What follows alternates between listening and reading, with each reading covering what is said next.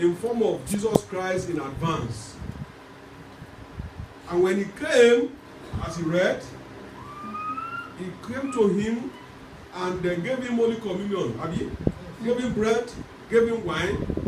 And after that, what happened? He pronounced some blessing upon him. I pray that the Lord will visit you. Amen. The Lord will feed you with some spiritual strength that can equip you. Because the race ahead is enormous and God knows your weakness. He knows your inability. The Lord will visit you. Amen. In the mighty name of Jesus. Amen. The Lord visited Abraham and he was, very humble enough to accommodate Jesus Christ. And after Jesus Christ has blessed him, he did something wonderful, which I want you to take note. He did something wonderful. What did he do? He gave tithes. He gave tithes. Giving tithes in obedience to God. And this triggered what I call a new chapter in his relationship with God. May you do something that will trigger a new relationship with God. Amen. That will bring about a new chapter in your life. Amen. In the mighty name of Jesus.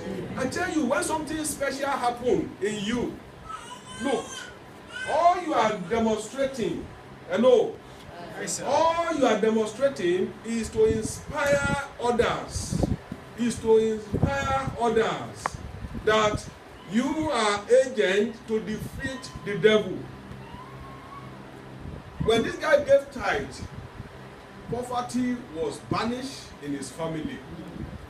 Trouble, because if you read back to the story where he was, they were all in abject poverty. They were in serious trouble. But a new beginning started when this guy gave tithe. Many of us are moving round the circle. Round the circle every year. The position you were 5, 10, 20 years ago, you are still there. Some are even worse. Yeah, some are worse. Every year it's backward. They put their more or less than having in reverse gear. And they will say, oh, those old days. That will not be your testimony. Amen. Every new year, like 2016, we are entering the next how many minutes now? It should be better than the previous year. Amen. In the mighty name of Jesus. Amen. The reason why this is happening to you, the reason why God is making next year that you are entering in a few moments, is to use you as an agent to inspire others so that they can live for God. But you want to do something specific, like Abraham did. He gave tithe to God. These are the things that is not very convenient most of the time. I'm sure many of us know the challenge we face anytime we want to give our tithe. You struggle and struggle. And you know the devil, the way he do things, he will try to persuade you that, look, you have this to do, you have that to do, why don't you keep this? Everybody, they understand, they know how they do things. And you try to blend and do a lot of things. These are things that make someone to remain on the same spot. You will never remain on the same spot. Amen. You move ahead in the mighty name of Jesus. Amen. Number 3.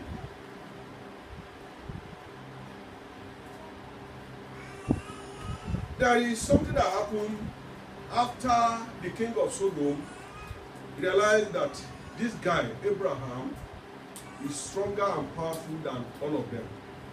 He came and tried to persuade him, please, give me the men and take all the goods. Hello? Nice. Take all the goods that you have taken and release the men for us. And Abraham said to him, I will never play with my reputation and integrity. Or else, if I retain your goods, one day you will boast that you are the one that made me rich. Is that in your Bible? Yes. Is it about what you read? Yes. Look, I've said it many times that many of us sometimes when we give testimony, we can't differentiate between what God has done and what the devil has done in your life. And it's unfortunate that the devil cannot physically come around to challenge you and confront you that this thing you are saying, I am the one that did it for you.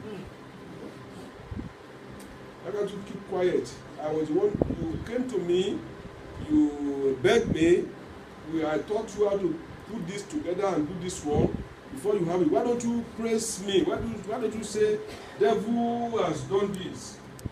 Good things.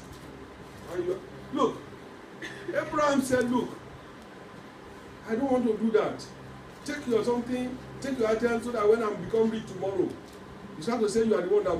I was saying to my son one day, just about a few weeks ago, I said, look, when I came to this country newly, I went for a friend of mine introduced me to a company and when we went for an interview, it was, when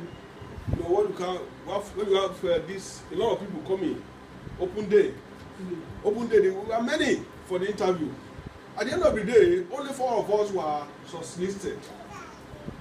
So, when they separated us, 4 of us, they attached us to, this is your new manager, this is your this one, and mistakenly, I didn't even take note of the name of the manager, I didn't take his detail.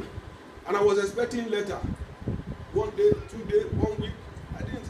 So I went back to the office, I said, look, I was shortlisted, but I have not received anything.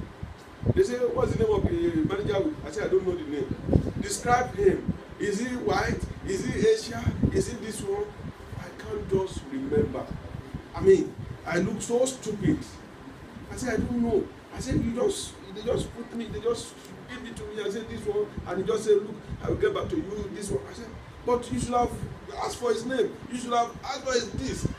I said, I'm sorry, I don't know. So, go and look for my document. They search everywhere. They can't find my document.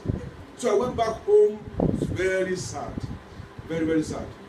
But God was working out something better for me.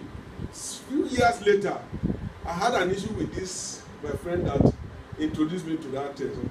And if you see the word this my friend was saying, how he has helped me, how he has done this for me, how he has fed me. There was a day I came to their house to eat, and my wife was crying. My husband, when did my husband become a hungry man? Oh God, my wife was crying at the meeting, and I was looking, and the guy was saying, look, I said, oh God, if this guy has helped me to get this job, it would have been one of the things you will say today that by my grace that this man is what he is today in UK. Hallelujah. I say to you, please maintain your relationship with God. Make a difference. Don't compromise. Amen. Don't what? Don't compromise. If somebody is not offering you help, and you think is in the best position to help you, is your brother, is your uncle, is your pastor, is your elder, is your whatever, he's supposed to help you. If he's not helping you, don't worry. Let God be your helper. He will never disappoint you. Amen. Because that day, it's only God who will take glory over your life. Amen. Abraham said, look, my friend, go away with your property. Go away with all your goods. I will never tolerate a situation where you will come back and say it was you who made me rich. Nobody will boast about use you to boast his ego in the mighty name of Jesus. The Lord will open a way. I'm not saying that God will come down from heaven physically, but he will send a true helper unto you. Amen. He will send a godly helper unto you. He will send somebody who will help you truly, that you will not compromise your faith. Amen. In the new year that we are entering, please stand your ground. Amen. Amen. Nowadays, you hardly differentiate between Christian and unbeliever. I'm telling you, the only difference between us is that we are coming to the church, we are dancing, we are doing this, we are doing that, which is just mere religion. In the reality, if you put unbeliever and Christian together, give them certain things, such many times, no difference. Christian born again, filled with the Holy Spirit, they still fight, they still steal. The women, they still call police to their husbands in the church. They still boast. This is UK, they still do all those nonsense. There's nothing extraordinary. They still do many things that unbelievers are doing. go to the court. Occasionally, I always encourage people. Occasionally, when you are free, just go to the court and just observe. It's not like Nigeria where somebody will say, "What are you looking for?" Go there, observe. You will see story. You will. Many times when I see people, some people will come to the court with anointing oil. They will come with authority in this one, and I will say to them, "Why?" And they will say, and they look at you. You will go to your church and start to give testimony, whereas you have put some nonsense together. No serious difference between unbelievers and believers. And that is why the problem is, I don't know. The Lord will help us in Jesus' name. Amen. Lastly, I think I've exceeded my time. 5 hours. You sure? Till 2 o'clock. What is time? Okay, lastly, God appeared to him in a special dream. I think there's a version of it. I don't know what the version says.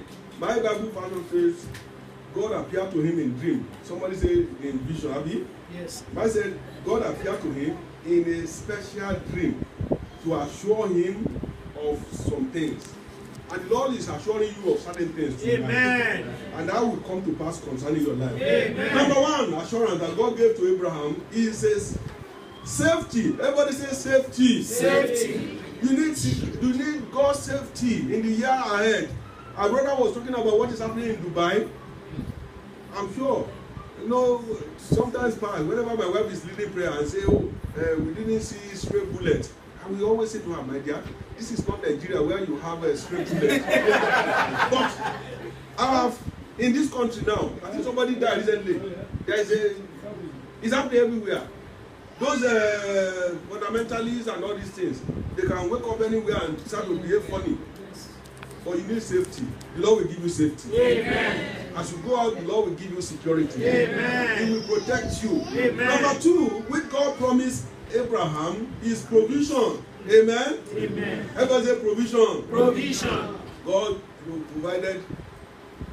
I'm sure when you read further, you will see how God's promised that I'm going to give you, children. And Abraham said, "Look, how could this be? Look, I think he mentioned, is it Eliezer? Eliezer, the housemaid.